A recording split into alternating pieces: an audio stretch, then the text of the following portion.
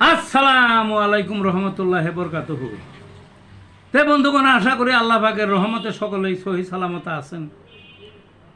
তে কবি গাজী আক্কাস আলী ইউটিউব চ্যানেলের পক্ষ থেকে আপনাদের সকলের প্রতি রইল একান্ত আন্তরিক শুভেচ্ছা ভালোবাসা। তে বন্ধুগণ, এখন আপনাদের সামনে স্বরচিত যে কবিতাটা পাঠ করবার চেষ্টা করব, কবিতাটার নাম হলো বিশ্বকাপ যেন স্বামী স্ত্রীর সম্পর্ক। অত্যন্ত ক্ষোভে, অত্যন্ত দুঃখে ঠেস দিয়ে কবিতাটা লিখছি। যদিও মনে হবে অপ্রাসঙ্গিক, আসলে অপ্রাসঙ্গিক নয়, এটা একটা শিক্ষামূলক কবিতা। অর্থাৎ আমাদের দেশের মানুষ কিছু বোঝে না, বেশিরভাগই ওই ব্রাজিল আর আর্জেন্টিনা এছাড়া যার দল হইতে পারে এরা বিশ্বাসও করে না, বুঝলেন না? তাদের দেখা মনে হয় যে তারা স্বামীর সাথে ঘর সংসারই করতেছে। তারা সব যেন গিন্নি, আর আর্জেন্টিনা কারো স্বামী, ব্রাজিল কারো স্বামী। এটা একটা কথা হলো? এই রকমই। তাই স্বামী স্ত্রীর সম্পর্ক বিশ্বকাপে এই হলো প্রসঙ্গ আমার। ওই আরও কথা আছে এর মধ্যে অনেকটা, মানে স্বামী স্ত্রীর সম্পর্কটা আছে আবার সতীন। অর্থাৎ এই যে কয়েকদিন আগে দেখলাম ব্রাজিল হারিয়ে গেল।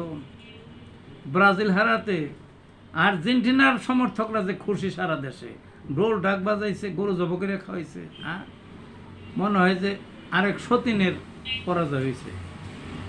আবার যেদিন দেখবেন যে আর্জেন্টিনা যদি হারে, ব্রাজিল আলাগো হায় রে খুশি, হায় রে খুশি। হ্যাঁ, মনে হয় আরেক সতীন। এইটা কি ফুটবলে? ফুটবলে দেখবেন আপনারা খেলা, যেমন নরওয়ে বিশ্বকাপের মাঠে আগে কোনো নামগন্ধ তেমন কিছু ছিল না।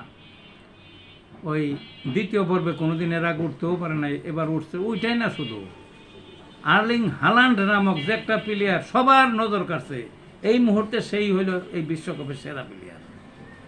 সীতার মতো ছোটে, তাইলে তার খেলাটা দেখতে হবে না? হ্যাঁ, এদের কাছে কিছুই না, এমবাপ্পে কিছুই না, আর অনেকে কিছুই না, শুধু ওই আর্জেন্টিনা, ব্রাজিল। হ্যাঁ, লজ্জাও করে না। এইটা নিয়েই কবিতাটা লেখা হয়েছে। তা আসা যাক, আবার কবিতাটা পাঠ করবার চেষ্টা করি। বিশ্বকাপ যেন স্বামী স্ত্রীর সম্পর্ক। স্বামী স্ত্রী ঘর বেঁধেছে সুখের সংসার নিরে, জীবন ভরে থাকবে তারা হৃদয়খানা জোরে। কলের যুগে কি যে হলো বিশ্বকাপের মাঠে, জীবন দিতে প্রস্তুত দর্শক দুই দলে ভাগ হয়ে।